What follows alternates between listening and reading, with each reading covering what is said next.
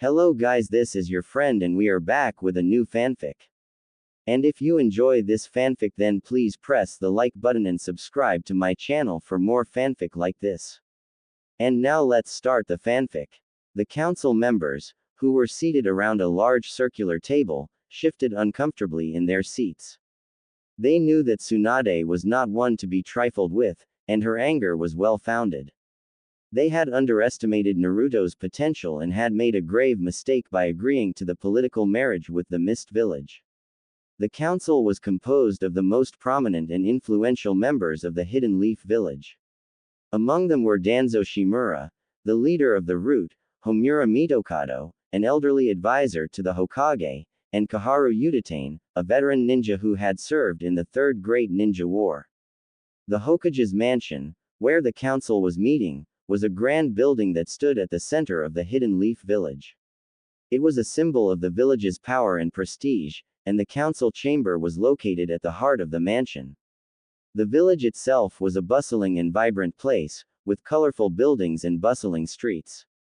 It was surrounded by lush forests and rolling hills, and the people who lived there were proud of their heritage and their ninja traditions. Naruto Uzumaki, the young ninja at the center of the council's dilemma, was a beloved figure in the village. He was known for his determination, his loyalty to his friends, and his unbreakable spirit. His departure to the Mist Village had caused a great deal of concern among the villagers, who worried about what might happen to him in a foreign land. As the council deliberated, a sense of unease settled over the Hidden Leaf Village. The fate of their beloved ninja was in the hands of the council, and the decision they made would have far-reaching consequences for the village and its people.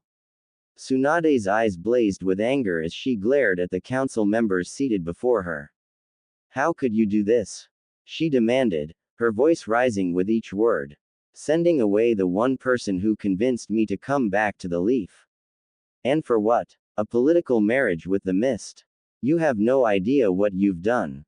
Chiko, one of the council members, flinched under Tsunade's fierce gaze. "We're deeply sorry, Lady Tsunade," she said, her voice barely above a whisper. "We had no idea what we were doing. If we had known what Naruto was capable of, we never would have sent him away." Tsunade's anger only seemed to grow at Chiko's words. "That's not good enough," she spat. "You should have known better. Naruto is more than just a pawn in some political game. He's a shinobi of the Hidden Leaf Village, and he deserves our respect and protection." Danzo, the war hawk of the council, spoke up, his voice cold and detached. "There's nothing we can do about it now. Naruto is going to marry the woman whether we like it or not. What's done is done. We should take comfort in the fact that they will be pleased with whom we chose, and make sure they both at least enjoy being married." Danzo clenched his jaw tightly, his thoughts racing as he listened to the council discuss Naruto's fate. Rage boiled within him as he thought about the missed opportunity. "If it was my way, I would have the boy," he seethed inwardly. "But they had voted against me having him and gave away our weapon." Tsunade noticed the change in Danzo's demeanor and narrowed her eyes at him. "Is something the matter, Danzo?" she asked, her voice laced with suspicion. Danzo forced a smile onto his lips, masking his true feelings. "No, nothing at all, Lady Tsunade," he replied smoothly. "I was just thinking that we need to focus on making sure Naruto is happy in the Mist Village. After all, it's in our best interest to maintain a positive relationship with them, both politically and personally." Tsunade's expression softened slightly at Danzo's words. "On that much, you're right," she conceded. "We need to ensure that Naruto is content and respected in the Mist. And we can't send them a genin, that would be an insult. He deserves to be recognized as the talented shinobi he is." Radian, a council member with green hair, stepped forward. "Of course, Lady Tsunade," he said. "Naruto performed exceptionally well in the Chunin exams and even managed to stop the Kazukage's son from destroying the village. He will be promoted to the rank of Chunin, as he rightfully deserves." Tsunade nodded in agreement, a small smile playing at the corners of her mouth. "Good," she said. "That's something, at least. We owe it to Naruto to make sure he's treated with the respect he's earned. Tsunade's words were met with a sense of relief from the council. They had been worried about whether Naruto would be happy with his future bride, but Tsunade's assurance that Mai Terumi was not only beautiful but also kind and powerful had quelled their fears. They could picture Naruto standing by her side, the envy of every man in the village. Let's move on to other matters, Danzo said, his voice cutting through the silence in the council room. Firstly, we need to discuss Naruto's heritage. As you all know, he will be moving to the Mist Village as part of his marriage to the Mizukage. We cannot let his family techniques fall into the wrong hands.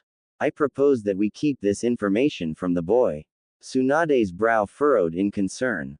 But by the Fire Daimyo's law, since he is getting married, he will receive his heritage. We can't deny him that. Kagura, a blue-haired man seated at the council table, nodded in agreement. Tsunade-sama is right. We can't go against the law. Chiko, another council member, spoke up. But we also can't risk Naruto's safety.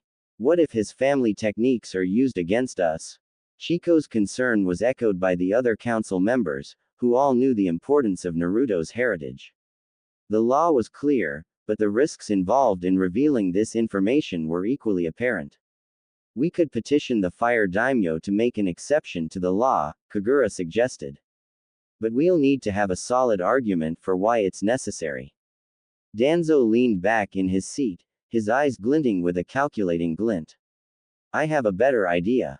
We can set up a meeting with the Fire Daimyo and explain why we can't let the boy's heritage go with him when he leaves. He will agree with us, he will agree with us about it not being safe. Danzo's thoughts turned to his ambitions. Soon I will have the boy and his heritage, then I'll take over as Hokage, he thought with a smirk that nobody had noticed. He was determined to seize any advantage he could, even if it meant putting Naruto's safety at risk. The council room was filled with tension as Tsunade spoke up, her voice firm and resolute. That's enough. Naruto will get his heritage. If you try to convince the Fire Daimyo to change the law, then I will go to his wife. You guys know how he will listen to his wife.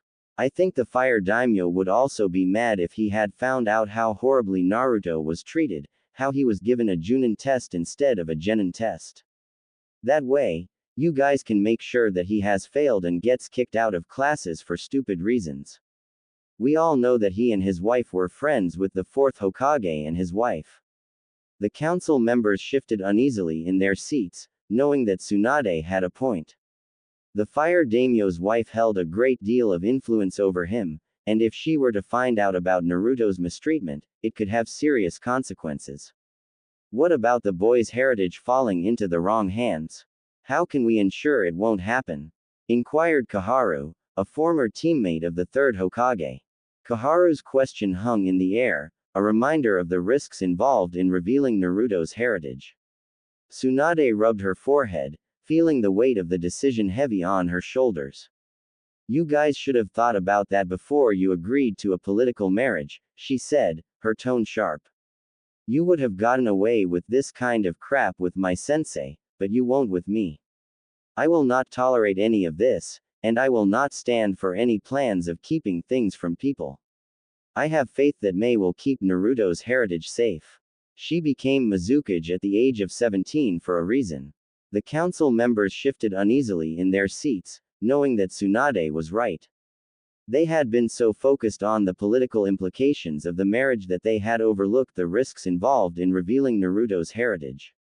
But Tsunade's words were a reminder that they couldn't sacrifice Naruto's safety for their ambitions. After this meeting, I am going to need a drink, Tsunade thought, feeling the weight of the responsibility on her shoulders. I also need to start doing some investigating. If they are willing to keep the brat's heritage from him, what else could they have taken from him and others?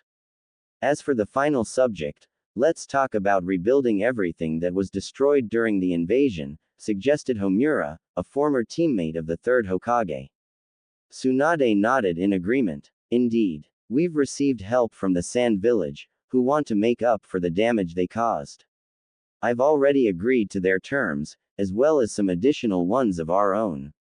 Let me emphasize that we won't be attacking or waging war against them, they were manipulated by Orochimaru.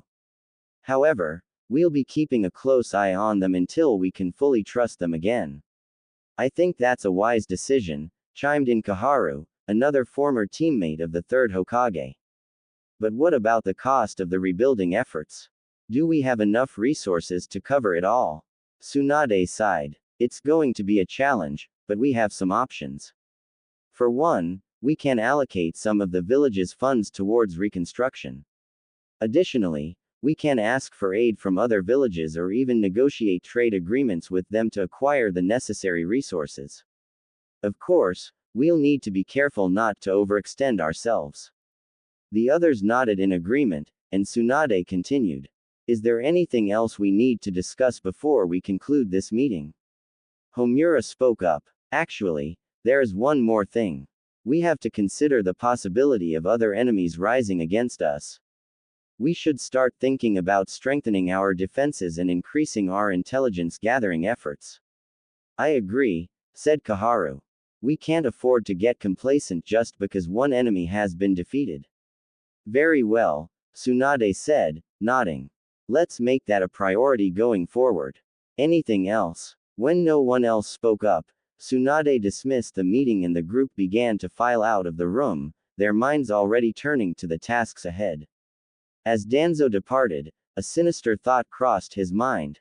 I will acquire the boy and his heritage, by any means necessary. Meanwhile, elsewhere, Mei Terumi was aboard a boat bound for the Hidden Leaf, where she was to be married as part of a political alliance. As she gazed up at the stars on the deck of the boat, the cool ocean breeze brushing against her skin, she couldn't help but feel a sense of unease. Though the sky was clear, and the stars shone brightly overhead, Mei couldn't shake the feeling that her life was no longer her own. Her bodyguard, Chojuro, stood by her side, his eyes scanning the horizon for any signs of danger. They were surrounded by the calm, dark waters of the sea, with nothing but the occasional seabird or fish breaking the surface. But Chojuro knew better than to let his guard down. The journey ahead was long and treacherous, and there were those who would do anything to disrupt the fragile peace between their villages. As Mei was lost in thought, her advisor Ao approached her. Mizukage-sama, I hope you don't hold it against us for arranging this marriage, he said. From what I've heard, the groom is a fine young man. Mei forced a smile. It's not that I'm angry, Ao. It's just, this marriage is a political move. It's not about love or happiness. But as the Mizukage, I must put the needs of my village first. Chojuro nodded in agreement. And if this union can bring peace between our villages, then it's worth it.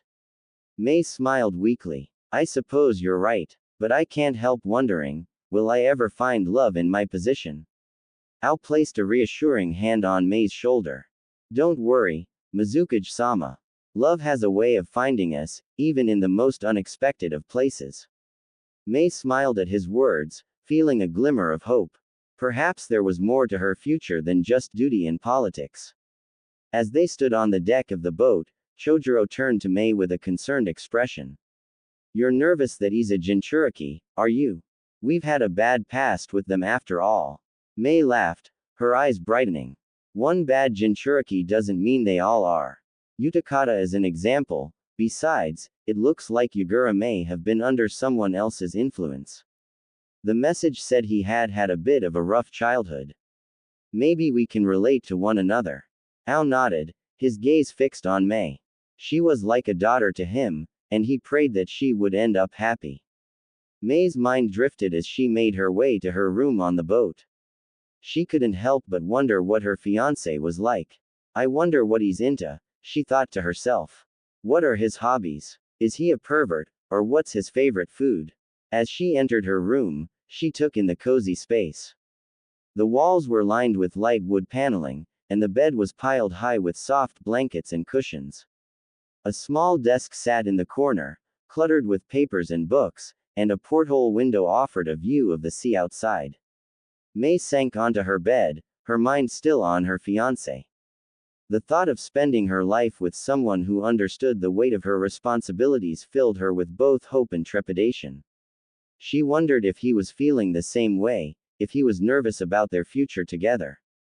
With a sigh, May pushed aside her thoughts and picked up a book from the nightstand. As she lost herself in the pages, the gentle rocking of the boat beneath her lulled her into a peaceful sleep. The next morning in the Leaf Village, Naruto sat across from Tsunade with a dumbfounded expression on his face. "Ma, married," he repeated, struggling to wrap his head around the news. Tsunade had just explained the whole situation to him, the marriage, his transfer to the mist, everything. Tsunade gave him a soft smile, trying to ease his worries. "Naruto, I know you weren't expecting this, but we've done our best to make sure this is a good thing for you. May is beautiful, kind, and a damn good shinobi." Naruto's frown deepened, his mind racing with all the implications of the news. "But I have to leave the village," he protested. "I'll never be Hokage, I'll barely ever see my friends." Tsunade reached across the table to put a comforting hand on his arm. "You'll be the ambassador to the Leaf, so you'll be in the village and see your friends plenty. As for being Hokage, I've got something that may be a small consolation for that." Curiosity flickered in Naruto's eyes. "What is it?" he asked, leaning forward. Tsunade pulled out a small scroll and handed it to him. "Your father and your mother want us to give this to you when you become Chunin." Naruto's heart was pounding with anticipation as he unrolled the scroll. He had always wondered about his parents, but he never thought he would get the chance to learn the truth. His hands trembled as he read the first sentence, and his eyes went wide with shock and disbelief. "Naruto, if you're reading this, then we are dead. We had instructed Jiraiya and the old man not to tell you until you made Chunin, and even then, you can't tell anyone. Son, I'm Minato Namikaze, the Yellow Flash and the fourth Hokage of the Hidden Leaf. Your mom is Kushina Uzumaki, the Red Tomato, the Red Death, and the second Jinchuriki of the Nine-Tailed Kyuubi. We had countless enemies, particularly in Iwa and Kumo, who would stop at nothing to you if they found out. We would have liked to have had Jiraiya adopt you, but with his spy network, we doubt that could happen." Naruto's world came crashing down as he read the words on the scroll.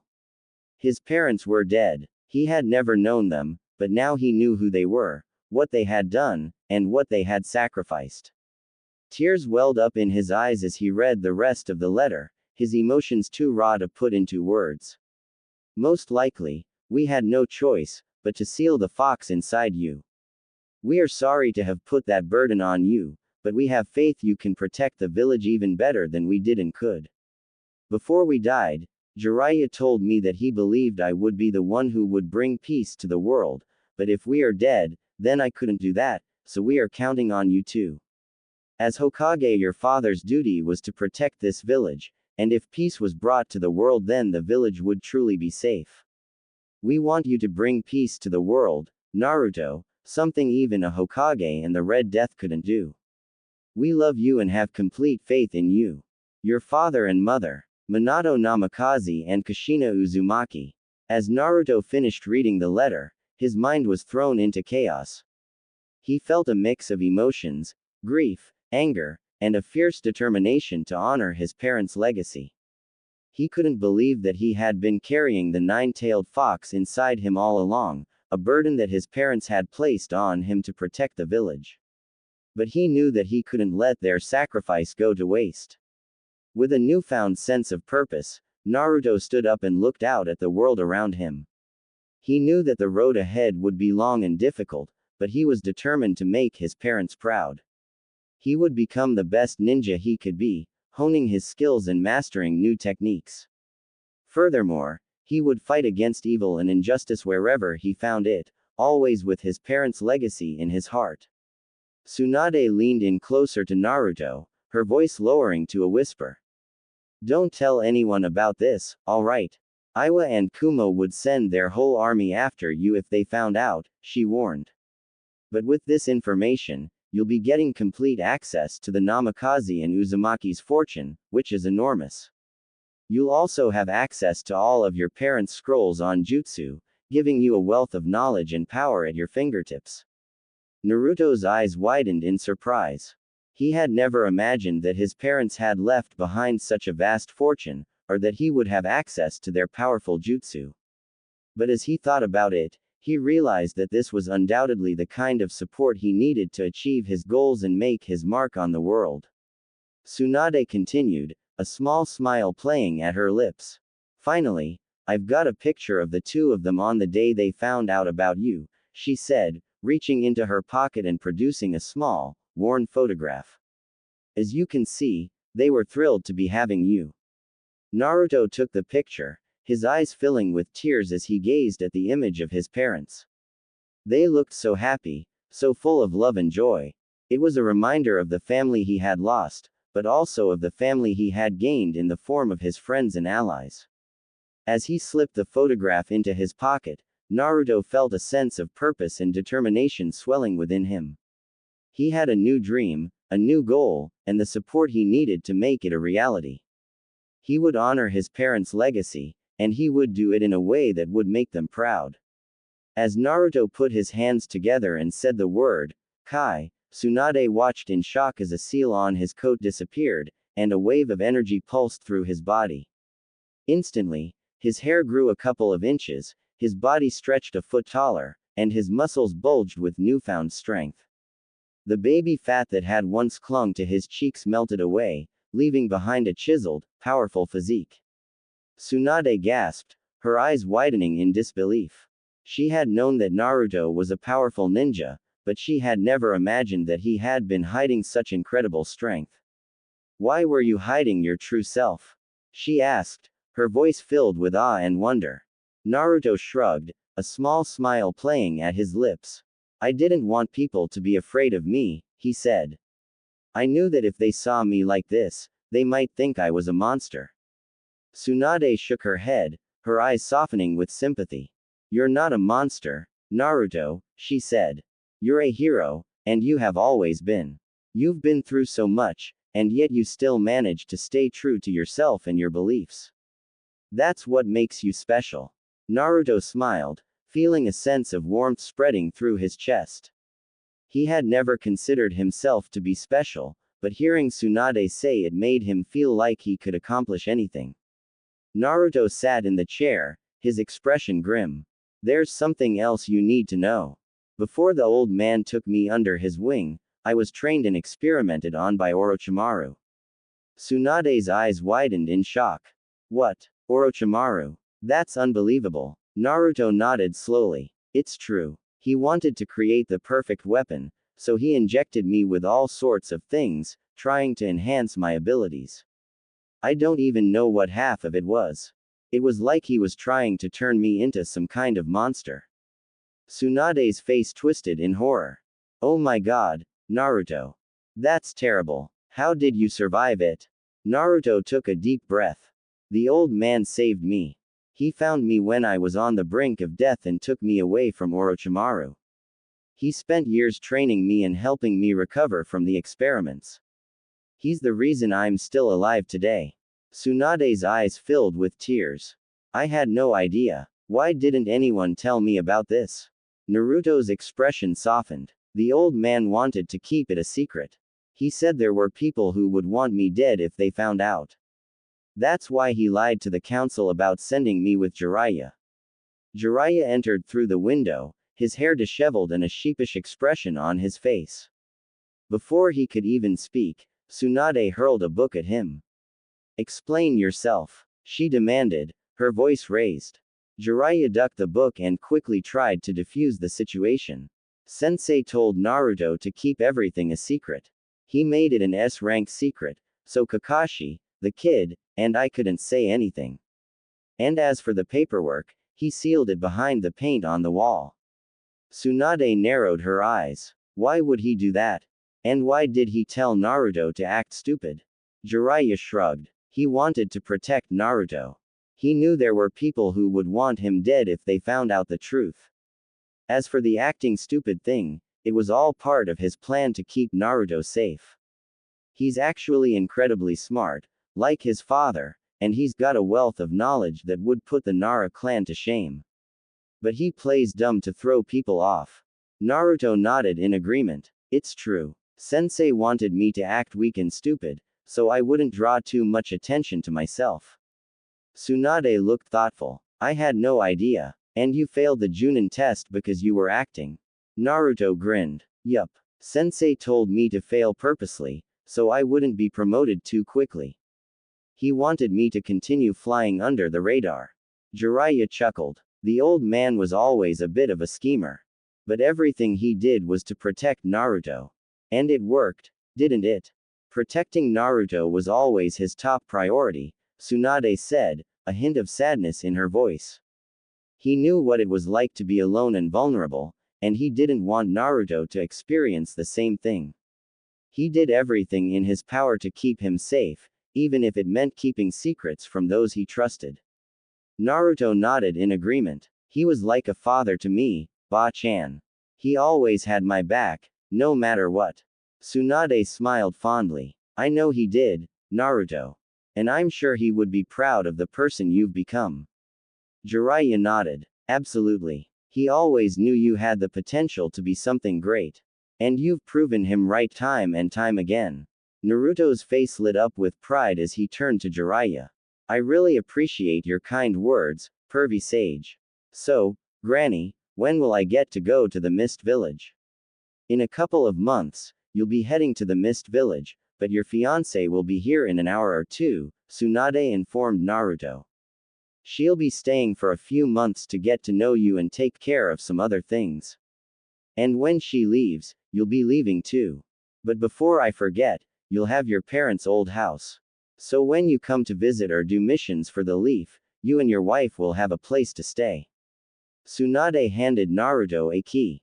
Thank you, Granny, Naruto said as he pocketed the key. Jiraiya chimed in, I've been keeping the house and yard clean. The fridge and storage room are stocked with food, and I'll refill them before you come to visit. Thank you, Granny and pervy sage, Naruto said before leaving. Sure. Here's a possible rephrasing that improves the flow and adds more detail. Naruto walked nervously towards the hospital, his new Chunin vest clinging to his chest. He had just received some life-changing news and was eager to share it with his teammates. But he was also nervous about their reaction. He stopped at the door, trying to gather his thoughts and think of a way to tell them. After a few deep breaths, Naruto decided to wing it. It had always worked for him before. He pushed the door open and walked in. Hey everyone, how's it going? He said, trying to sound casual. Sakura approached her teammate, Naruto, with an angry expression on her face. Naruto, you baka. You almost woke up, Sasuke. She yelled. However, her tone softened when she noticed the Chunin vest adorning Naruto's attire. Wait a minute, you made Chunin. Congratulations. And why do you look different? She asked, genuinely curious about the changes she noticed in his appearance.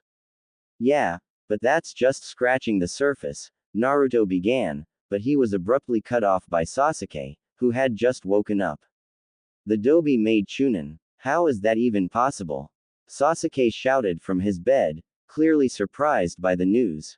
Sasuke, we should be happy for him. There's no need to yell, Kakashi interjected, his tone calm and measured. Obviously, the council felt he did well enough to be promoted. Well done, Naruto. I also heard that Jiraiya-san is training you. That's very impressive, he added, a hint of pride in his voice as he flashed one of his classic eye smiles. Congratulations, Sasuke said as he got out of his hospital bed.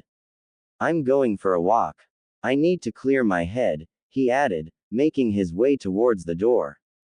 Naruto, why did you have to come in here flaunting your vest like that? You upset Sasuke, Sakura complained as she watched Sasuke heading to the door. Well, I guess it's not really your fault. Congratulations, she added half-heartedly. But Kakashi stepped in front of Sasuke, blocking his path. Sasuke, hold on a minute. You can't just leave like that. Naruto just achieved something significant, and we should all be happy for him, he said in a firm but gentle tone. Sasuke hesitated for a moment before relenting. Fine, he muttered, returning to his bed and sitting down with a thud. Thanks, Kakashi-sensei, Naruto said, grateful for his teacher's intervention. Guys, please sit down. We have a lot to talk about, he added, motioning to the chairs beside Sasuke's bed. Sakura and Kakashi sat down, and Naruto spent about 10 minutes telling them everything, except for his true heritage, and waited nervously for their response. Kakashi was the first to speak. Well, that's great news, Naruto. Although I don't know what the leaf will do without its favorite knucklehead ninja, he said, trying to hide the fact that he would really miss the boy. Naruto had brought some light back into his life, and he was sad he was going to lose that. He gave Naruto a small smile, his eyes showing a hint of sadness. Sasuke then got off the hospital bed and left without saying a word. Naruto felt a pang of disappointment in his chest, wishing Sasuke would at least say something or show some kind of emotion. Naruto, I'm so sorry. You come in here with great news, and all I do is yell at you. I'm going to miss you a lot, and I'm sure Sasuke will too. We were finally starting to become a real team, Sakura said with a sad smile. She walked up and gave Naruto a warm hug, which he returned with gratitude. Naruto could feel a lump forming in his throat as he realized how much he was going to miss his friends. Thanks, Sakura-chan. That means a lot to me, Naruto said, his voice cracking slightly. We're going to meet my future wife in about an hour. Can you round up everybody else, so I can see them? He asked, trying to sound cheerful despite the emotion swirling inside him. Of course. I'll make sure Sasuke is there too. How long do you have before you go to the mist? Sakura inquired, sensing the sadness in Naruto's voice. For a couple of months, Naruto responded, feeling a mix of excitement and sadness at the thought of leaving. Great. We'll make sure it's the best month you've ever had, Sakura said cheerfully, before running out of the room with a smile on her face. Naruto stood in the doorway, feeling confused. I don't get it. Usually, she's all mad and tries to hit me, but she got all nice and even gave me a hug. What's up with that? He asked, looking at Kakashi for an explanation. Kakashi chuckled. Women are confusing creatures, Naruto. Perplexing creatures. Kind of funny that the most wonderful thing in the world belongs to the most confusing things in the world, he said cryptically. What's the most wonderful thing in the world? Naruto asked, feeling curious. Kakashi smiled mischievously as he handed Naruto a scroll full of Ika Ika books. You'll find out on your wedding night. Take this scroll with you. It has every copy of the Ika Ika books.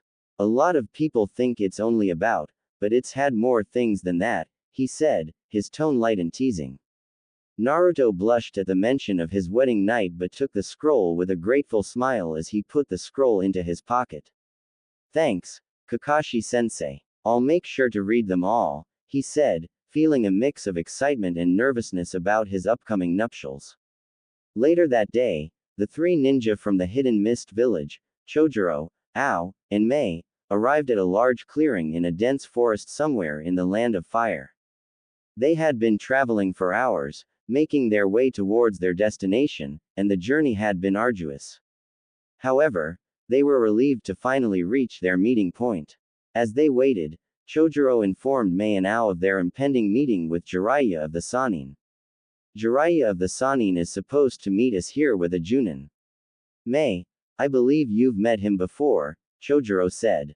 Mei's expression soured at the mention of the name. Yes, unfortunately. And when I see him, he'll regret ever laying eyes on me. Ao and Chojuro exchanged a worried glance, knowing all too well the consequences of crossing Mei. She had a reputation for being ruthless, especially towards those who dared to disrespect her. Can you at least hold off until we reach the village? Ao pleaded. Mei considered his request, her eyes narrowed. We'll see. Suddenly, the sound of rustling leaves caught their attention, and they turned to see two figures approaching them, Jiraiya of the Sannin and a gray-haired Leaf Village shinobi. Mei immediately took a combative stance, ready to unleash her fiery wrath on Jiraiya. But before she could do anything, Jiraiya had begun to say, Look, I know you probably dislike me, but you can beat the crap out of me after I've told you everything you need to know about your future husband. Mei was taken aback by Jiraiya's sudden change of tone, but she couldn't deny her curiosity.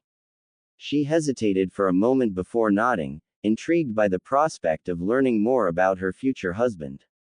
Jiraiya handed her a thick, leather-bound book, its pages filled with intricate drawings and text. In this book, you'll find the history of both Naruto clans, and the history of Naruto's parents. It also contains all of my current knowledge on the Akatsuki. Mei furrowed her brow, trying to take in everything she was being told. Wait, parents and clans? I thought he was an orphan. And what's the Akatsuki? Jiraiya let out a deep sigh.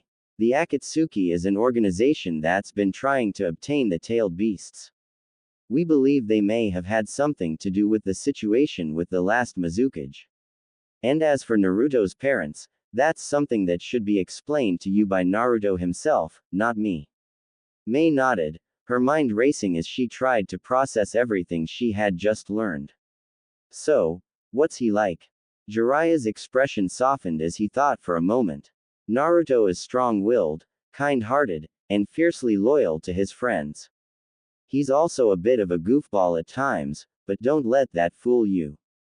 When it comes down to it, he'll do whatever it takes to protect the people he cares about. Mei couldn't help but feel a sense of warmth and respect for Jiraiya, despite his reputation as a pervert. She could see the genuine affection he had for Naruto, and it made her feel even more excited to meet him. I'll keep that in mind, she said, tucking the book Jiraiya had given her safely into her pouch. Thank you for sharing all of this with me. Jiraiya nodded, his expression turning serious once again. Just remember, Mei, the fate of our villages rests on our ability to work together. We need to put aside our differences and focus on the task at hand. Mei nodded in agreement, feeling a newfound determination to make this alliance work. She knew that working with Naruto in the Leaf Village would be no easy feat, but she was more than ready to rise to the challenge. Jiraiya got a slight frown on his face. If anyone asks, we never had this conversation, I've got an image to uphold. Tell them I asked you to tell me how your first time with Naruto goes. Actually, that might be good for me. Maybe you can teach him a new thing, or you guys can learn a new thing. Jiraiya's perverted comment made Mei feel uneasy, and she couldn't believe he had even suggested such a thing. Jiraiya, that's enough, Kakashi said sharply. This is a diplomatic mission, and your behavior is unacceptable. We need to show Mei the respect she deserves. Jiraiya's expression turned slightly sour. Fine, fine, I was just joking around, he said, trying to play it off. Mei shook her head, still feeling uncomfortable. I'm here to meet my fiancé, Jiraiya. I don't appreciate being objectified like this. Kakashi nodded in agreement. We're sorry about that, Mei.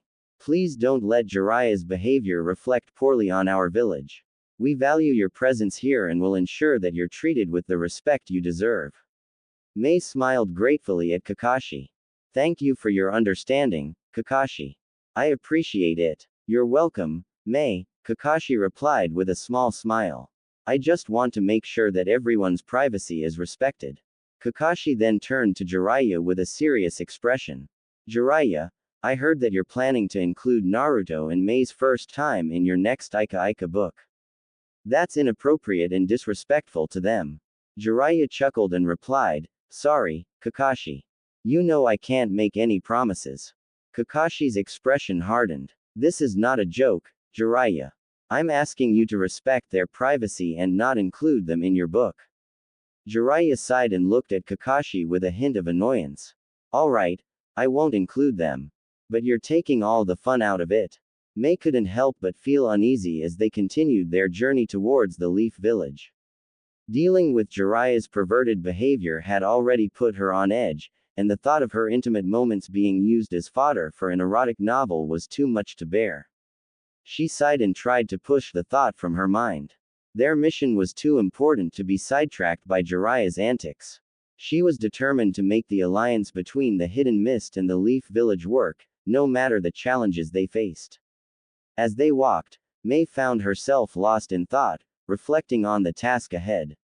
She knew that gaining the trust of the Leaf Village would be a challenge, but she was ready to do whatever it took to make it happen. She was grateful for Kakashi's support and guidance, even if Jiraiya's eccentricities tested her patience. In the courtyard of the Leaf Village, Sakura had gathered Naruto's friends. As they arrived, Ino couldn't help but ask, "What's going on, forehead? Why did you bring us all together like this?" Shino, as stoic as ever, also spoke up. "I, too, would appreciate an explanation for your urgency." Shikamaru, meanwhile, complained, "This is troublesome. I was enjoying watching the clouds. Being a Chunin means I won't have as much spare time. Actually, that's part of the reason I called you all here," Sakura explained.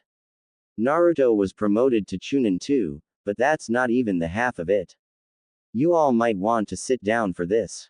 She gestured towards some nearby benches, where they could gather and talk in relative privacy, shielded from the bustling sounds of the village. Sakura had gathered all the Konoha 12 and their senseis, except for Naruto and Kakashi. Iruka and Team Konohamaru were also present. As Sakura explained the situation, eyebrows were raised and a few smiles appeared upon hearing that Naruto had made Chunin. Lee, of course, praised Naruto's power of youth. However, the mood quickly turned somber when Sakura mentioned the marriage and the possibility of Naruto leaving the village. The group was hit with a wave of sadness, and Hinata was on the verge of tears. None of them really wanted to see Naruto go, and the thought of losing him was overwhelming. Sakura could feel the weight of their emotions and decided to break the silence. The courtyard of the Leaf Village was silent after Sakura's revelation. Hinata was still wiping tears from her eyes when Sakura spoke up, determined to break the heavy silence. "Guys, I need your help. I want to make Naruto's last few months here as good as they can be." Ino raised an eyebrow, looking skeptically at Sakura. "No offense, forehead, but since when did you care about Naruto? I always thought you hated him." Sakura frowned and looked down at the ground. "I never hated Naruto. To be honest, his constant asking me out made me feel pretty, and all his encouragement actually made me believe I could become a real ninja. This might sound selfish, but I want Naruto to remember me doing something besides hitting him." Ino looked at her old friend and rival and smiled. "Alright, if it's that important to you, we'll help you. First off, who's in charge of bringing this Mei girl over here?" Sakura turned to Ino and replied, "Jiraiya and Kakashi are the ones in charge of bringing Mei here. They're both experienced and skilled shinobi who I know can handle this delicate mission. As you know, Mei's arrival here is crucial for maintaining the peace and stability of the region. Jiraiya and Kakashi understand the importance of this task, and I trust them to get it done with the utmost care and precision." Kurenai's heart raced as she heard Sakura's words. She couldn't believe that Jiraiya, a notorious pervert, had been sent to escort Naruto's fiancé. Kurenai had always been protective of her students, and Naruto was no exception. She knew that Jiraiya was a skilled ninja, but she also knew that he had a weakness for women. "Sakura, are you certain?" Kurenai asked, her voice tinged with concern. Sakura hesitated for a moment before answering. "When I asked Lady Tsunade, she said Jiraiya and Kakashi-sensei were going to get her." Just as she finished speaking, Kurenai cut her off. "Jiraiya? No way. Hinata, come with me. We're going to make sure Mei is safe from that pervert," she declared, her tone firm and determined. Hinata nodded silently, her heart heavy with conflicting emotions. She had always harbored feelings for Naruto, but now he was engaged to someone else. Meeting Mei would be a test of her emotions, and she wasn't sure if she could handle it. But she knew that she had to be strong for Naruto's sake. As Mei and Hinata left, Sakura and Ino immediately sprang into action, brainstorming what they needed to prepare for Mei's arrival. They discussed everything from decor to clothing, determined to make sure Naruto's fiancé felt welcomed and loved. After some time, Ino brought up the topic of Naruto's clothing. "Is Naruto still wearing those orange clothes?" she asked, crinkling her nose in distaste.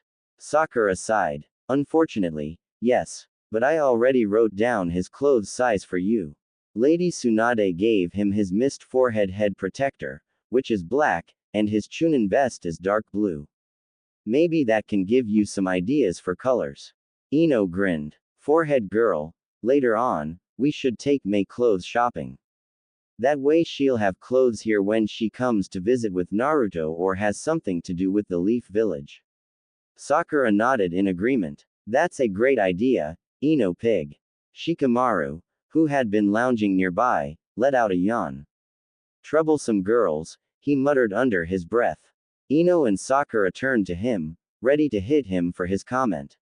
But before they could, Shikamaru quickly added, I mean, you're both doing a fantastic job. I'm sure Naruto and Mei will appreciate everything you're doing for them. Ino and Sakura exchanged a glance, then turned to Shikamaru with hopeful expressions. Thanks, lazybones, Ino said, ruffling his hair. We appreciate your support. Can you do me a favor and go to my family's flower shop? Let my mom or dad know that we want to surprise Naruto with some flowers. We need 6 Middlemist reds and 6 Juliet roses. Just tell them I sent you. Shikamaru nodded, still getting used to the feeling of his hair being ruffled. Sure thing, Ino. And what about dinner? Sakura chimed in. Choji, would you mind setting up a dinner for 2 at the Golden Dragon? It would be a great way to complete the surprise for Naruto. Choji grinned and reached for another handful of chips. No problem at all, Sakura. I'll take care of it. Ino had left the courtyard of the Leaf Village and made her way to Naruto's old apartment, only to find that he wasn't there. Unbeknownst to her, Naruto had recently moved into a new house. She hurried towards the village gates, hoping to catch him before he left. As Naruto was making his way towards the gates, Ino's voice suddenly rang out. Naruto, wait there, she yelled, causing him to stop and turn around. Hey Ino, Naruto greeted her with a smile. We're going clothes shopping, Ino announced, grabbing his arm. I can't let you wear all that orange when you meet your fiancé. First, we need to get you some new shinobi gear, and then we'll find you some clothes for both here and the Mist Village. Naruto's smile faltered. What's wrong with orange? It's my favorite color. Ino rolled her eyes, dragging him along as they garnered curious stares from passers-by. Trust me, Naruto. You'll thank me later. Deep within a mysterious cave, a small group of individuals huddled together in a secret room. They were the 13th members of the infamous Akatsuki, and they had gathered to discuss the status of their captured tailed beasts. What the? That little bastard is marrying a hot piece of. Some people just have all the luck, complained Hidan, the immortal member of the group. Deidara, the art-crazed explosives expert, chuckled at Hidan's outburst. Wow, 4 curse words in one sentence. That might be a new record for you. A man wearing an orange mask chimed in. Actually, Hidan's record is 8 swear words in one sentence. Deidara scowled at the masked man. Toby, get out of here. You're not even an official member. But Toby hasn't gotten a cookie, whined Toby. Conan, the blue-haired second in command of the Akatsuki, reached into her cloak and handed Toby a cookie. Here you go, Toby. Now be a good boy and run along. Awesome, thanks Conan-chan, exclaimed Toby, running out of the room. Deidara muttered, man, I feel bad for whoever gets him as a partner. Suddenly, a mysterious man spoke up. Speaking of partners, it's you, he said. Deidara groaned. Can I trade for someone else? No, that's not an option, the man replied sternly. After this meeting, I want you to retrieve your new partner and begin your new mission. Akuma, the leader of the Akatsuki, interjected, now, let's get back to the matter at hand. With the Nine Tails' new relationship with the Mizukage, it would be best to wait before pursuing it. I trust you all know your new assignments. All the members of the Akatsuki nodded in agreement. All right then, head out, Akuma said before leaving. You know what to do. As they approached the Leaf Village, Kurunai apologized to the Mizukage. Sorry about Jiraiya, she said. I know he's a bit of a pervert. Mei smiled. It's alright. He wasn't too bad, for the most part, anyway. She had even slapped him once, but she didn't mind. Hinata, who had been quiet until now, finally spoke up. You're going to make Naruto happy, aren't you? She asked nervously. Mei was taken aback by the question. Of course, why do you ask? Naruto's heart was racing as he stood at the gate, eagerly awaiting Mei's arrival. He had been nervous all day, knowing that he was about to meet the woman he would one day marry, none other than the powerful Mizukage herself. But Naruto wasn't the only one feeling anxious. Several of his friends had gone to fetch something, leaving him to wait alone at the gate. Ino had advised him to wear his shinobi gear, just in case they were called upon to defend Mei. Naruto was torn between wanting to make a good impression on his future bride and wanting to be prepared for any potential danger. As he gazed down at his crisp new uniform, a sense of pride swelled within him. He couldn't help but agree with Ino's earlier remark. He looked far more impressive now than he ever had in his old orange jumpsuit. Naruto's black shirt was made of a lightweight and breathable material, which not only provided him with comfort, but also allowed him to move freely and easily during combat. The shirt had a high collar that could be folded down if he wanted to, and the sleeves were fitted with blue arm guards for extra protection against attacks. The arm guards were made of a tough and durable material that could withstand even the most vicious attacks, ensuring Naruto's safety during battles. In addition to the arm guards, Naruto's shirt also featured blue plates that added an extra layer of protection to his torso. These plates were made of a strong and sturdy material, which helped to absorb the impact of blows and strikes from his opponents. Over his shirt, Naruto wore his blue Chunin flak jacket, which offered even more protection to his upper body. The jacket was made of a thick and heavy-duty material that could withstand cuts, slashes, and other forms of damage. The jacket was also designed with multiple pockets that could hold various ninja tools and equipment, making it a practical and functional piece of clothing for Naruto during missions. On top of his Chunin flak jacket, Naruto wore a black hooded trench coat that stopped at his knees. The trench coat was made of a lightweight material that provided some protection against the elements, while still allowing for ease of movement. The hood of the coat could be worn up or down, depending on the situation, and the coat itself had a belt that could be cinched at the waist to keep it securely fastened. Naruto had affixed the Uzumaki crest on the upper arms of his trench coat, which was a sign of his heritage and pride in his clan. The crest featured a spiral design that represented the whirlpools of the Naruto Strait, which was where the Uzumaki clan originated from. Additionally, the Namikaze crest, which was an orange with a yellow outlined peregrine falcon, was also prominently displayed on his coat as a nod to his father's legacy. The crest represented Minato Namikaze, who was known as the Yellow Flash of Konoha and was one of the most powerful and respected ninja in the history of the Hidden Leaf Village. Naruto's pants were also black, made of a similar lightweight and breathable material as his shirt. The loose-fitting pants allowed him plenty of room to move around, making it easier for him to perform various ninja techniques and acrobatic maneuvers. The pants were equipped with blue leg guards for added protection against attacks, and he had also strapped blue pouches to both his legs, which contained various tools and weapons that he might need during the day. The pouches were easily accessible and allowed him to quickly grab whatever he required during missions. In addition to the leg guards and pouches, Naruto's pants also featured blue plates that added an extra layer of protection to his lower body. These plates were made of the same durable material as the arm guards and torso plates, ensuring that Naruto was well protected from head to toe. Naruto wore blue shinobi sandals, which were designed for maximum agility and stability during combat. The sandals had thick soles that provided good traction on various surfaces, while the open-toe design allowed Naruto to easily grip and manipulate the ground with his toes. As a gift from Team Konohamaru, Naruto wore a black survival watch on his left wrist.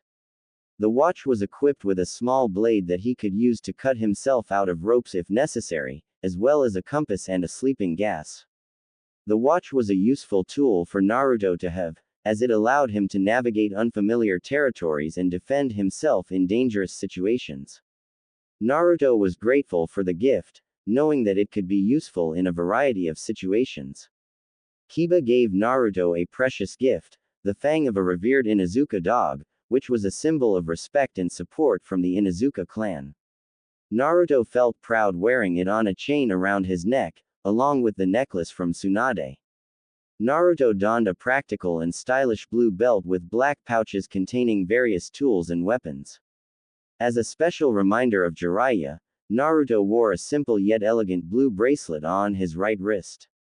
Finally, Naruto also wore black earrings gifted by Ino, adding to his overall ninja appearance.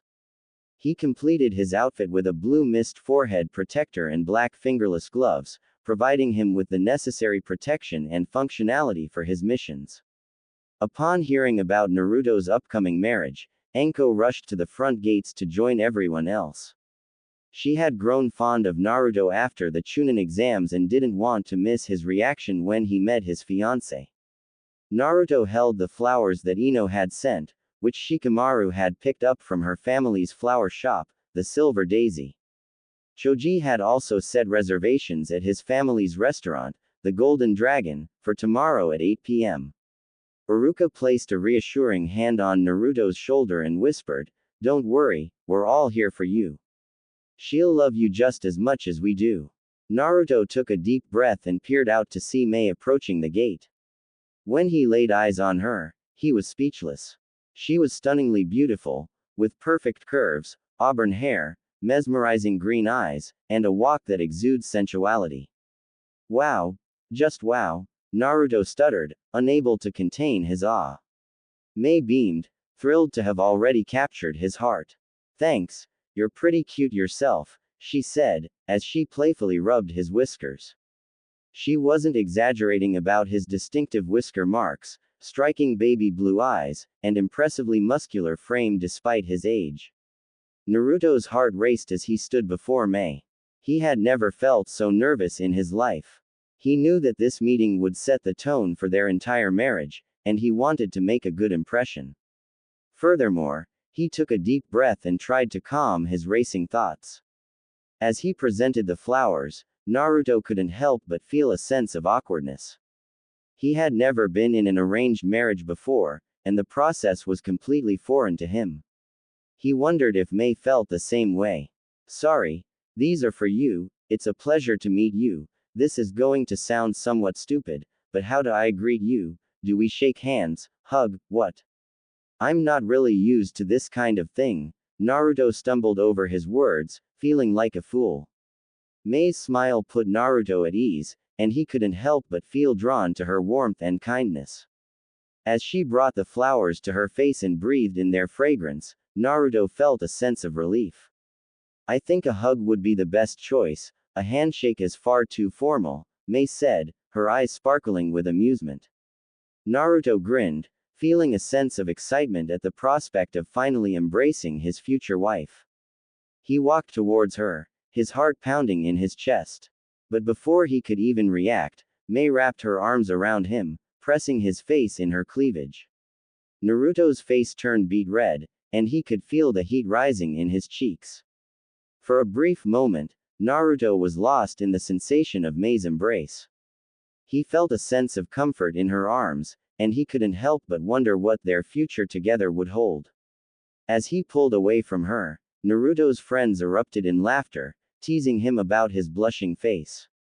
Kakashi handed Naruto a few face masks with a smile. "I nearly forgot," he said. "I got you these. They're just like the ones I wear. You can use them to hide your face when you're on missions, or if you're ever feeling embarrassed."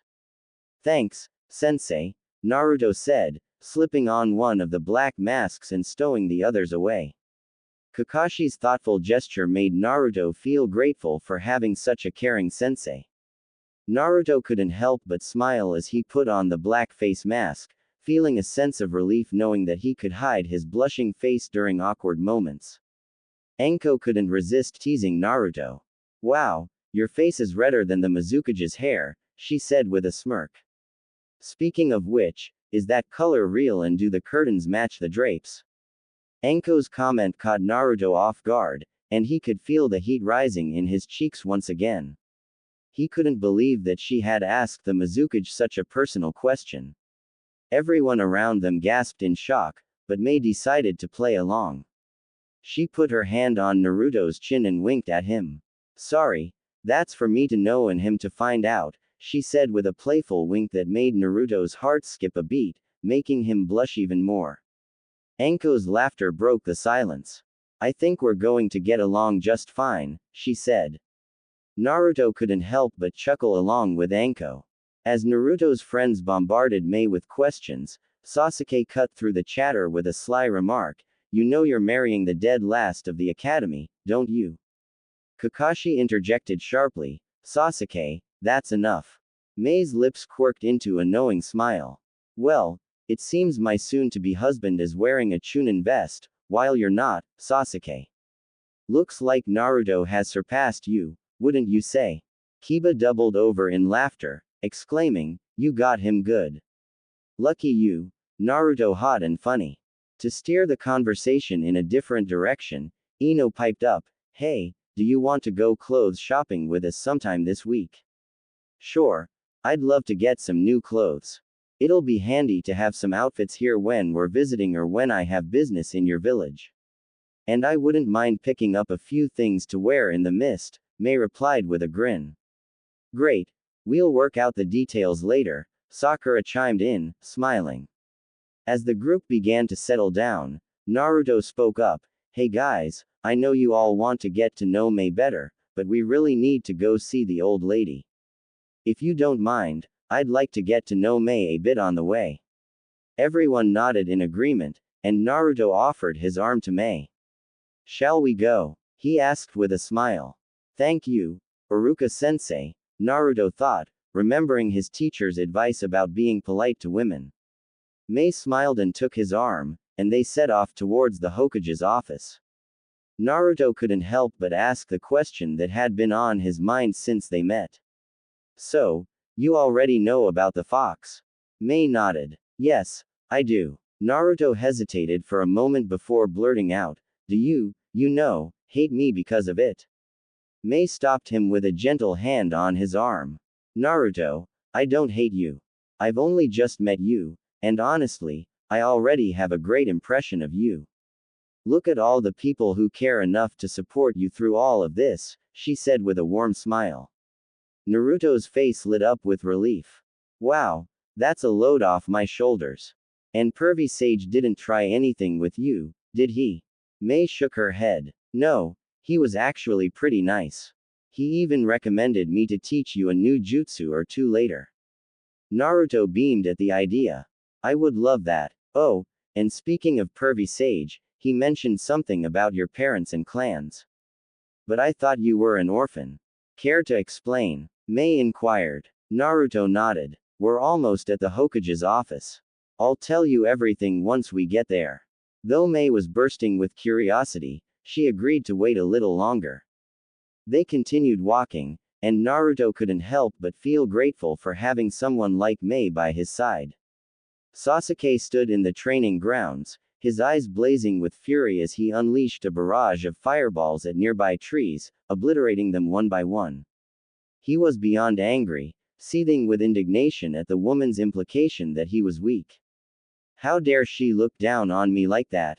He muttered to himself, his fists clenched tightly. It was insulting to be belittled in front of the others, and he couldn't bear the thought of being seen as inferior. As he continued to grumble, Kakashi approached him, his eyes fixed on his beloved, Ika book. Care to explain what that whole thing was about? He asked in his usual nonchalant tone. Sasuke scoffed. I was just giving her the facts. She's marrying the dead last, isn't she? Kakashi finally looked up from his book. That's funny. Didn't Naruto save your life twice during the Chunin exams? Sasuke scowled, his anger rising. So what if he did? Who cares? He just abandoned us the moment he got any good. All of a sudden, he's got all these friends, and now he's just leaving. You said it yourself. He's lower than trash now. Forget him. Who needs him? I don't need anyone, he screamed, his voice echoing through the training grounds. Kakashi let out a deep sigh. Sasuke, why do you think it's not okay to miss Naruto? He told me that you were the only one he felt he could relate to growing up, and I have a feeling you feel the same way. He's been your rival for years now, and you saved his life in the wave while he saved yours from Gaara. Did seeing Itachi again magically erase all the memories you shared with Naruto since the beginning? Shut up, Sasuke yelled, his frustration boiling over. You want me to say it? Fine. I'm going to miss Naruto. He's like a brother to me, my best friend. I don't want him to leave us, to leave me alone. Are you happy now? He spat out, his words laced with bitterness. Yup. That's all I needed. See you later, Kakashi replied, his attention already back on his book. Sasuke stood there, dumbfounded. The bastard tricked me, he muttered under his breath, feeling a mix of anger and gratitude towards his teacher. In the Hokage's office, Tsunade's heart was pounding in her chest, and she could feel the anger and frustration building inside her as she read through the Uchiha clan's secrets. The more she read, the more she realized just how deep the corruption ran. It was sickening to think that people in positions of power could be so callous and cruel. As she read about the Uchiha massacre, her eyes filled with tears, and her hands trembled with rage. She couldn't believe that anyone could be capable of such an atrocity, let alone someone in a position of authority. And then there was Naruto. The thought of him being caught up in all of this made Tsunade's blood boil. She vowed to protect him at all costs, regardless of what it took. As she read about Danzo's involvement in all of this, her anger turned to pure hatred. She couldn't believe that someone could be so heartless and selfish, willing to sacrifice innocent lives for their gain. But Tsunade was no fool. She knew that Danzo wouldn't give up easily. She had to stay one step ahead of him if she was going to protect Naruto and Sasuke. And then, as she took another sip of sake, a plan began to form in her mind. A plan that just might work. A plan that would keep Sasuke safe, at least for now. With a smirk on her face, Tsunade flipped to the next page, ready to take on whatever challenges lay ahead. She would stop at nothing to protect her village and the people she loved. As she delved into her reading, a sudden knock on the door jolted her back to reality. Hastily tucking away the scroll, she called out, "Come in." To her surprise, Naruto sauntered in arm with Mei. "Hey Granny, how's it going?" He greeted her cheerfully. Mei was taken aback. "You call the legendary Sannin, Granny, and pervy sage. You must have a death wish." Tsunade furrowed her brow. "I think he does," she said dryly. Naruto flashed his trademark grin and scratched the back of his head. "Well, how else would you know it's me? Anyway, I brought Mei here to brief her on everything she's curious about, starting with my parents and my clans." Mei's eyes lit up with excitement. "Yes, please tell me everything about Naruto's parents and clans," she urged. Tsunade's expression turned grave. "Before I tell you anything, you need to understand that what I'm about to reveal is strictly confidential. If you breathe a word of it to anyone, it could put you, Naruto, and countless others in grave danger." Mei nodded solemnly, her curiosity piqued even more. "I understand. Please, go on." Naruto locked eyes with Mei, his gaze intense. "My father was none other than the Yellow Flash, the fourth Hokage Minato Namikaze. That makes me a member of the Namikaze clan. But as you know, my last name is Uzumaki, which means I'm also a member of the Uzumaki clan. And my mother," he trailed off, a pained expression crossing his face. Tsunade picked up the thread. His mother was Kushina Uzumaki, also known as the Red Tomato, Red Death. She was one of the strongest ninja of her time, and a fierce protector of Konoha. But her life was tragically cut short when she gave birth to Naruto. Mei's eyes widened in shock, her hand flying to her mouth. "Oh my god, so that's why you were chosen to contain the nine-tailed fox."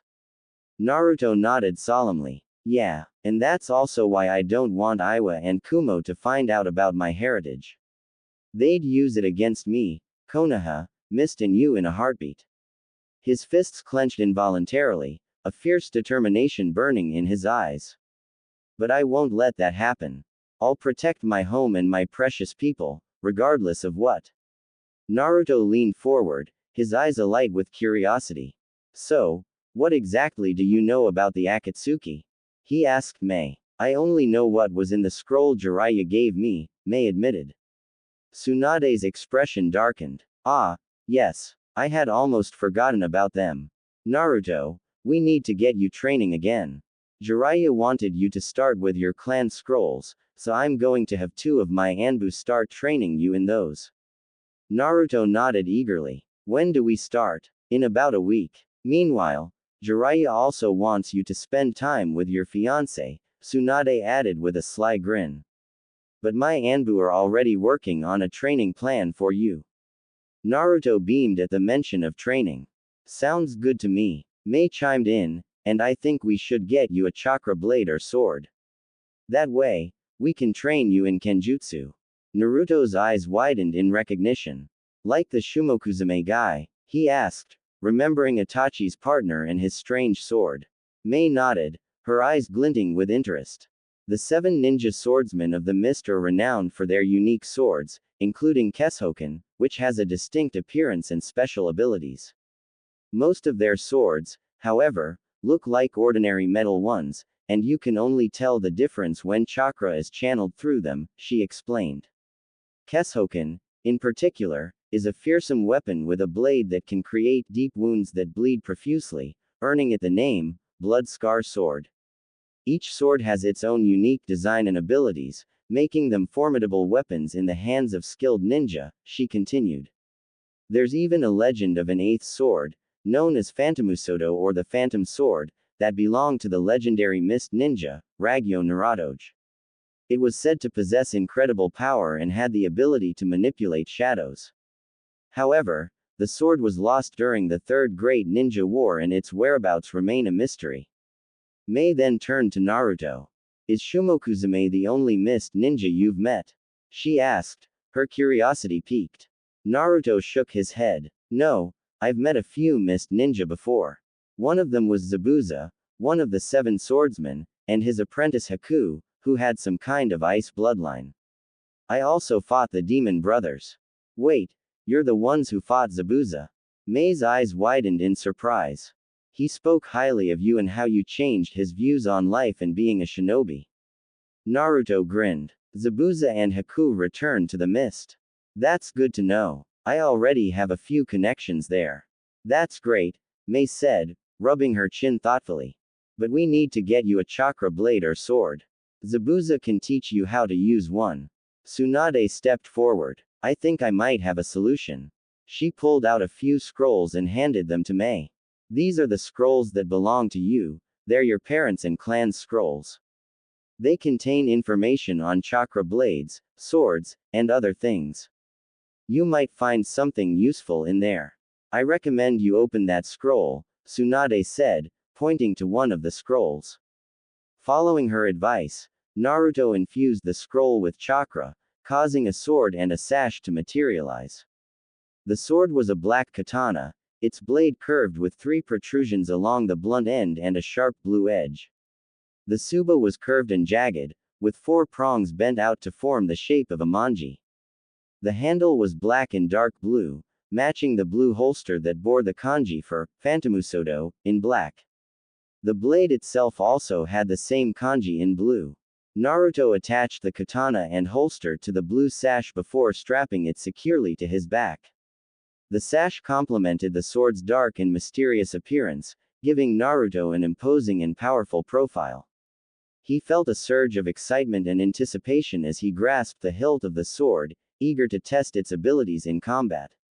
The rumor about the 8th sword, belonging to Ragyo Narutoge, wasn't just a rumor, Tsunade said, which caused Mei's eyes widen in surprise.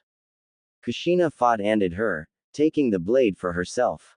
She taught herself how to use it and left it for you, Naruto. I can't believe I forgot about it. Naruto's eyes widened in disbelief. Really? My mom left me the sword? He asked, his voice tinged with excitement. Tsunade smiled. Yes, she did. And I'm sure you'll be able to use it well, she said. But in the meantime, make sure you keep yourself in shape. Mei nodded in agreement before adding, and Naruto-kun, I have something to teach you as well. What's that, Mei-chan? Naruto asked, his eyes widening with curiosity. First, I have some techniques I'd like to teach you, Mei replied with a smile. Jiraiya told me that you enjoy learning new jutsus and skills. Second, I'm pretty safe in guessing you're a virgin, and I am too. I think we should get used to being intimate with one another before the honeymoon. We won't be going all the way until the wedding night, but I will be teaching you a few fun things leading up to that. Naruto's excitement bubbled over at the prospect. He couldn't wait to see what Mei had in store for him.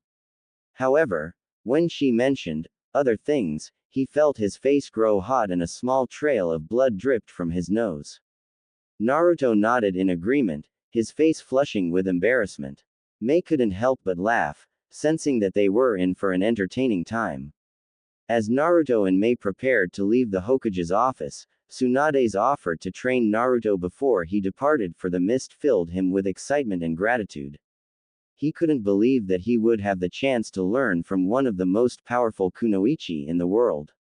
As Naruto and Mei left the Hokage residence, they were greeted by a large group of Naruto's friends and their senseis. Naruto was thrilled to see them all there, and he ran over to greet them. Hey everyone, what's going on? Naruto exclaimed, grinning from ear to ear. We wanted to get to know Mei, Sakura explained, smiling warmly at Mei. Naruto's friends were all eager to learn more about the young Mizukage, and they bombarded her with questions. Tenten asked about the Mist's unique weapons, while Shikamaru wanted to know about their military strategies. Ino was curious about Mei's fashion sense, and Choji asked about the local cuisine. Mei was happy to answer their questions and share her knowledge of the Mist with Naruto's friends. She could see how much they all cared for him, and she was touched by their kindness and curiosity. Asuma's question was the first one that cut through the silence. So, Mei-sama, what is it that makes you Kage level? He asked, looking at her with a keen interest. Mei's lips curled into a knowing smirk. She had been waiting for someone to ask her that question. I have two bloodlines, lava release, and boil release, which I have mastered, she replied, her voice dripping with confidence. Naruto's friends looked at Mei in awe. They knew that mastering even one bloodline was a difficult task, but to have mastered three was truly impressive. Sakura was the next to speak. No offense, Mei-sama, but does that mean you've peaked? She asked, her eyes narrowing slightly. Mei's smirk widened. You'd think so, but no. I've mastered everything known about my bloodlines, but that doesn't mean I can't expand on them, she replied, her voice tinged with excitement. Naruto checked the time and realized that they needed to leave soon. Hey everyone, as much as I'm enjoying this, we need to head to the new house that Granny set up for us, he said, looking at his friends. They all nodded and said their goodbyes to Mei before heading off towards their new accommodations. As they walked away, Ino couldn't help but complain. I can't believe she looks that good without dieting, she whined, feeling a bit envious of Mei's beauty. Kiba, who was walking next to her, chuckled. I'm just glad she's an animal person, he said, feeling a sense of kinship with Mei's love for animals. Naruto smiled to himself as he listened to his friends chatting. He knew that they had all been impressed by Mei's power and skill, but he also knew that they would always be there for him, no matter what. Naruto and Mei arrived at the house that Granny Tsunade had set up for them, and Naruto couldn't help but feel a sense of nostalgia wash over him. This was the house that his parents had lived in before they died, and it held a special place in his heart. The house was a sprawling mansion with 13 bedrooms and bathrooms, each decorated uniquely. The living room was spacious and cozy, with a large fireplace and plush sofas. The dining room featured a long wooden table that could seat up to 20 people, perfect for hosting large gatherings. The kitchen was a chef's dream, with state-of-the-art appliances and a large island for meal preparation. Outside, there were hot springs and a pond for relaxation, as well as a beautiful garden with colorful flowers and exotic plants. Naruto had moved everything he owned that wasn't going to the Mist Village with him to the house. He had spent hours setting up his training field, complete with targets and obstacles, to practice his ninja skills. There was also a man's cave and a women's cave, each equipped with comfortable seating and entertainment options. Naruto had set up a library in one of the rooms, filled with books on history, strategy, and martial arts. As Naruto and Mei explored the house, he couldn't help but feel a sense of pride in what he had created. He had turned his parents' old home into a sanctuary for himself and his friends, a place where they could relax and train in peace. Mei could see how much the house meant to Naruto, and she felt honored to be a part of his life. She knew that he had faced many challenges in his journey as a ninja, but she also knew that he had a bright future ahead of him, filled with endless possibilities.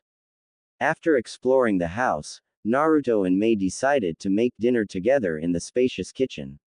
Naruto had stocked the pantry with all of his favorite ingredients, and he was excited to show Mei his cooking skills.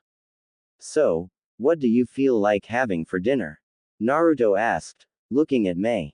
She shrugged her shoulders. "I'm not picky. What do you suggest?" Naruto grinned. "How about we make some ramen? It's my specialty," he said, pulling out a large pot. Mei chuckled. "I've heard about your love for ramen. Let's do it," she said, rolling up her sleeves. As they cooked, they talked about various things, from their experiences as ninjas to their personal interests. Naruto told Mei about his dream of becoming Hokage, and Mei shared some stories about her time as Mizukage. As they sat down to eat, Naruto felt a sense of happiness wash over him. He had always loved cooking, and he was happy to be sharing a meal with someone he respected and admired. The ramen was delicious, and they both enjoyed every bite. Naruto felt a sense of pride as he watched Mei slurp up the noodles with gusto. After dinner, they both took showers in separate bathrooms. Naruto's bathroom was decorated with orange towels and mats, while Mei's was decorated in shades of blue and white. As he stood in the shower, Naruto couldn't help but feel grateful for the new friendship he had forged with Mei. He knew that he had a lot to learn from her, but he also knew that he had a lot to offer in return. When he emerged from the shower, he felt refreshed and invigorated. He headed to his bedroom, feeling content and happy with the way things were going. Naruto changed into a comfortable pair of orange shorts and a black wife beater. He felt a sense of nervous excitement as he asked Mei about the sleeping arrangements while she was changing in the bathroom. "Mei, who's going to sleep where tonight?" he asked, trying to sound casual. Mei walked out of the bathroom, and Naruto's eyes widened at the sight of her in a beautiful blue nightgown that showed off her curves.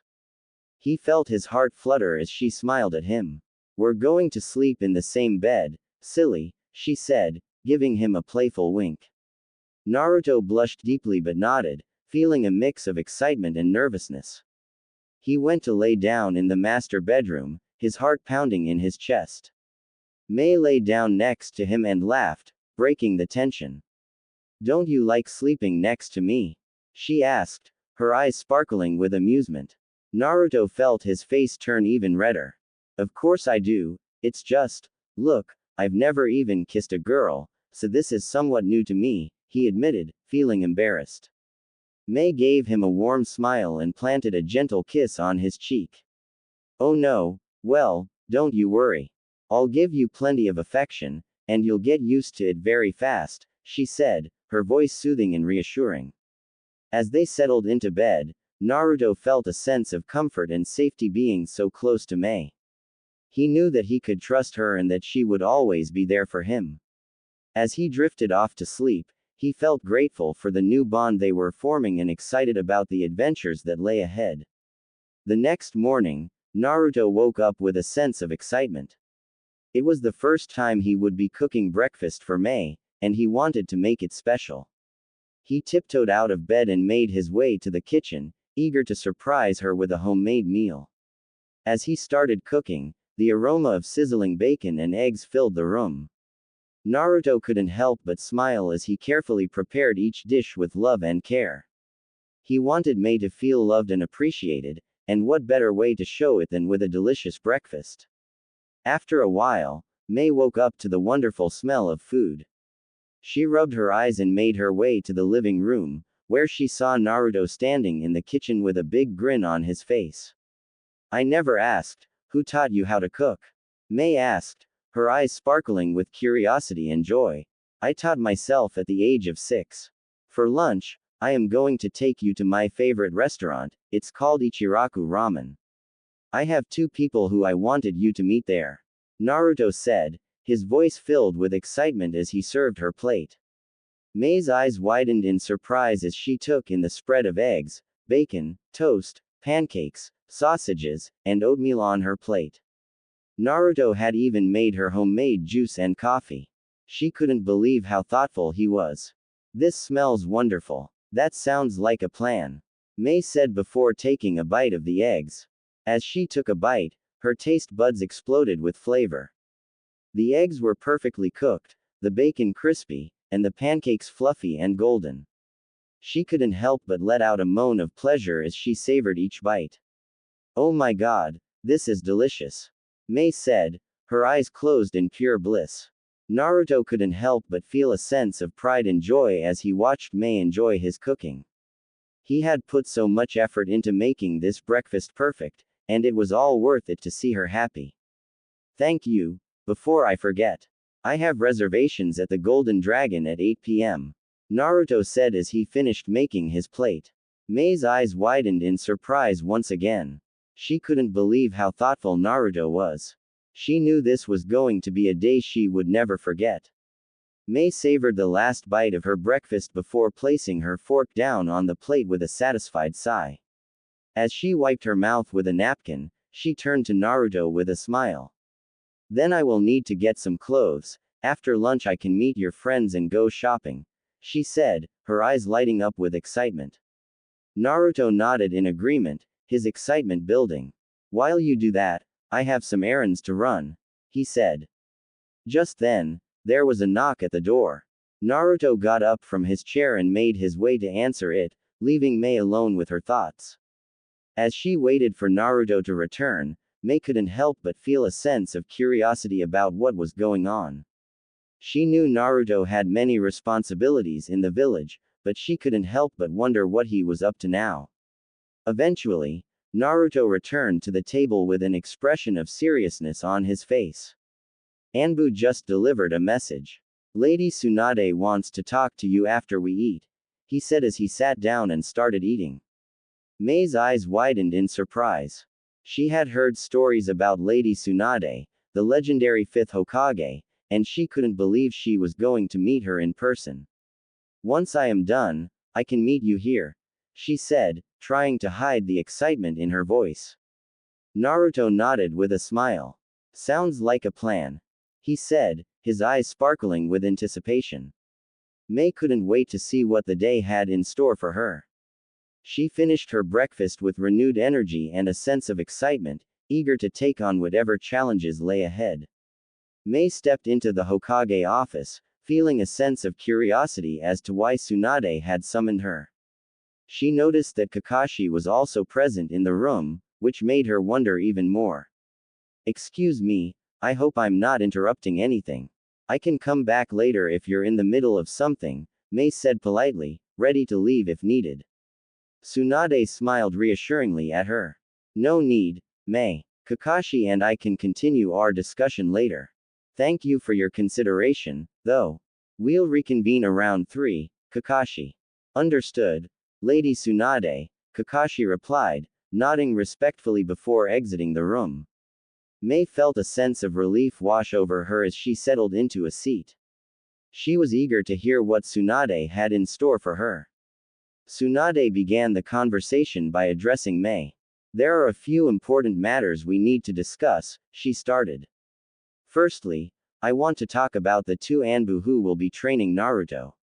They are both members of 2 powerful clans, the Azuki clan and the Naegi clan. These clans have a long-standing tradition of protecting the Uzumaki clan's royal bloodline and the Namikaze clan's royal bloodline, respectively. Mei listened attentively, trying to grasp the significance of this information. So, what's the plan for these two Anbu? She asked. They will retire from Leaf Forces a day before Naruto's training begins, Tsunade clarified, as she handed Mei some files to review. Their main focus will be to train Naruto and ensure that he is fully prepared to face any challenges that come his way. Mei's face turned serious as she tried to make sense of the situation.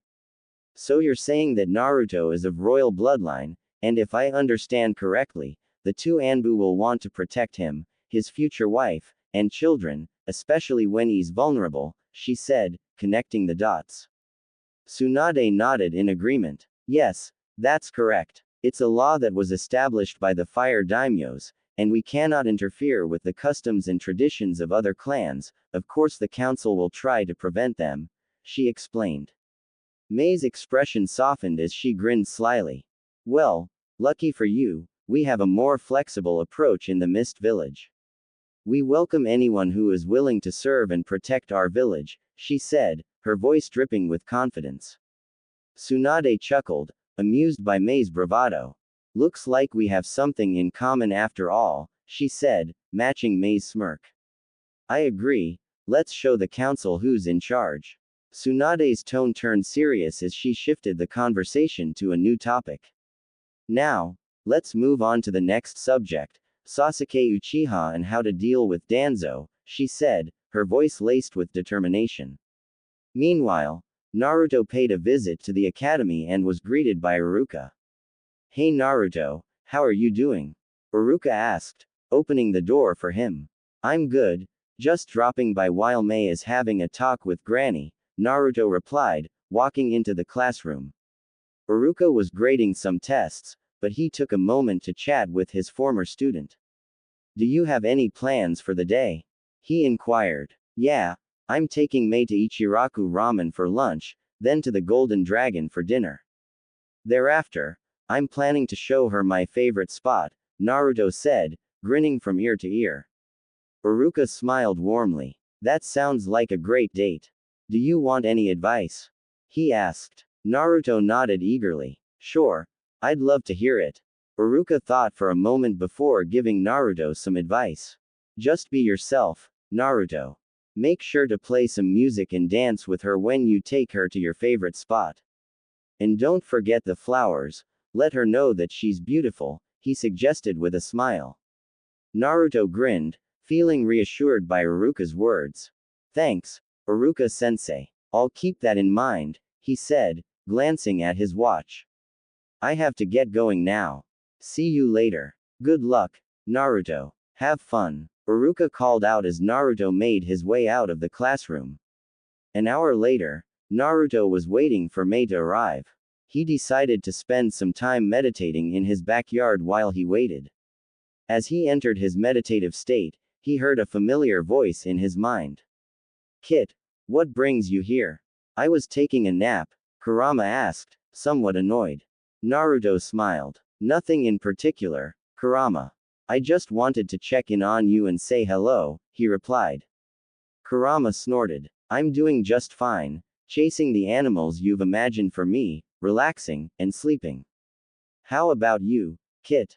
He asked. Naruto proceeded to update Kurama on everything that had happened since they last spoke, knowing that the fox already knew but appreciated the opportunity to talk to him. Congratulations, Kit. And by the way, your mate has arrived. I'll talk to you later, Kurama said before abruptly booting Naruto out of his mind. Naruto shook his head, amused by Kurama's antics. He opened his eyes and smiled as he saw Mei walking towards him. Mei grinned at Naruto. It was good, just some business. But there's something I want you to know, and I promise you'll find out the day we leave. Naruto smiled back. Is there any way I can convince you to tell me now? Nope, Mei replied, still grinning. I want it to be a surprise. Fair enough, Naruto said. Are you ready for lunch? Absolutely, Mei replied. I'm starving. A few minutes later, they arrived at Ichiraku Ramen. Naruto pulled out a chair for Mei, and she gratefully took a seat before Naruto sat down across from her. Ayame emerged from the kitchen and greeted the pair. What can I take for you? Oh, hey, Naruto. Dad, Mom, Naruto's here. Tsuki followed her out of the kitchen. Hey, Naruto. How's my number one customer? Hi, sweetie. How are you? Ha-Jun came out of the kitchen next, joining the group. She looks just like Ayame except she has gray hair and feels wrinkles. Hey, everyone. I'm doing good. I'd like you guys to meet Mei-chan. Mei-chan, this is Tsuki and Ha-Jun. They're like a father and mother to me. And this is Ayame. She's like a big sister to me, kind of like how Haruka is like a big brother to me. They've always given me discounts or free ramen since I was a kid, Naruto said with a smile. Pleasure to meet you, Mei said with a smile as she shook their hands. I see you're on a date. Maybe this can be the one you end up marrying. Tsuki said with a grin. Leave the boy alone, Tsuki. You're going to scare her away, Ha-Jun chided him, also smiling. It's okay, he's not wrong, though, Mei said with a grin. Wait, what? Ayame asked, clearly surprised. Before we get started, let's take your orders. Knowing my little boy, he must be hungry, Ha-Jun said as she grabbed a notebook. I'll have 3 of Naruto's specials. I would order more, but I need to save room for dinner tonight, Naruto said, a small drool forming at the corner of his mouth. Since it's my first time eating here, I'll have one of whatever he's having, Mei said with a smile. A few minutes later, their food arrived. As Naruto and Mei enjoyed their meal, they shared their news with Ayame and Tsuki. I can't believe you two are getting married, Ayame said with a smile. You're a lucky guy, Naruto. Marrying a beautiful lady who's also a Mizukage, Tsuki added. It's going to be tough without you in the Leaf Village, Ha-Jun said. If it makes you guys feel better, Naruto will still come to visit as much as he can, Mei reassured them. I am genuinely grateful to hear that. Thank you, Naruto said, feeling touched by the generosity of Ayame, Tsuki, and Ha-Jun. As they left the restaurant, Naruto and Mei exchanged smiles with their hosts. We have to get going, but we'll see you guys tomorrow, they said. As they walked down the street, they spotted Ino, Sakura, Hinata, and Tenten. The girls were heading to a clothing store called Silver Tiger to go shopping. Naruto said he had some errands to run and would catch up with them later. Meanwhile, Mei browsed through the racks of clothes at Silver Tiger, picking out some 2-piece swimsuits and some casual outfits. Then, she spotted a stunning blue dress with a red flame design at the bottom. This will be perfect for my date tonight, Mei said, holding up the dress with a smile. Wow, that's beautiful, the girls said, admiring the dress. Together, they helped Mei find some high heels that matched the blue color of the dress, as well as a matching scarf and purse. Mei went into the changing room to try on the dress. How do I look? Mei asked, stepping out of the changing room in her new blue dress. You look amazing. Naruto won't be able to keep his eyes off you, Sakura said, grinning. Hinata nodded in agreement. You look beautiful, Mei. Naruto is a lucky guy. Ino added her compliment. That dress was made for you. As Mei admired herself in the mirror, she thanked her friends for their help. Meanwhile, Naruto had gone to speak with Ao and Chojuro. Ao, Mei told me you might know more about the Phantomusodo, Naruto said, a smile on his face. Ao looked thoughtful. Yes, I know a little about it. What do you want to know? Naruto leaned in, eager to learn more about the Phantomusodo. Everything, he said. Ao looked thoughtful. The Phantomusodo was the first sword to be made from the 8th swordsman of the Mist Blades. It has special abilities that only the owner can fully understand. You may have the sword, but it doesn't mean you own it. You have to do a blood bond with it. If the blade accepts you, then you will understand it. But if it denies you, it can cause you great pain or even death. Naruto's eyes widened at the mention of death. But I have the 9 tails. It won't let me die, right? Ao nodded. Yes, Your tailed beast won't let you die, but the blade can still make your arms useless. However, since you have the tailed beast, it should help you bond with the blade even if the tailed beast is against you. Chojuro added his insight. The reason the tailed beast will help you is that the blade will try to absorb its life force and chakra. Naruto listened intently, his mind racing with the possibilities. So, having the tailed beast allows me to perform unique jutsus and techniques with the sword? He asked. Ao smiled. Yes, that's right. With your tailed beast, you'll be able to pull off some incredible moves with the Phantomusodo. If you combine the sword with the Kyuubi's chakra, it will do more damage to your target and make the blade stronger. However, I wouldn't rely on using the Kyuubi's chakra all the time, Chojuro advised with a smile. Ao chimed in, he's right. Just like you shouldn't rely on shadow clones and other techniques, you always want to have a backup plan in case something backfires, or you can't use it. I recommend that you learn a few other weapons and techniques that you don't know how to use or don't like to use. That way, you'll always have a backup, Chojuro added. Ao nodded in agreement. And don't forget to keep practicing and honing your skills. There's nothing wrong with wanting to get better.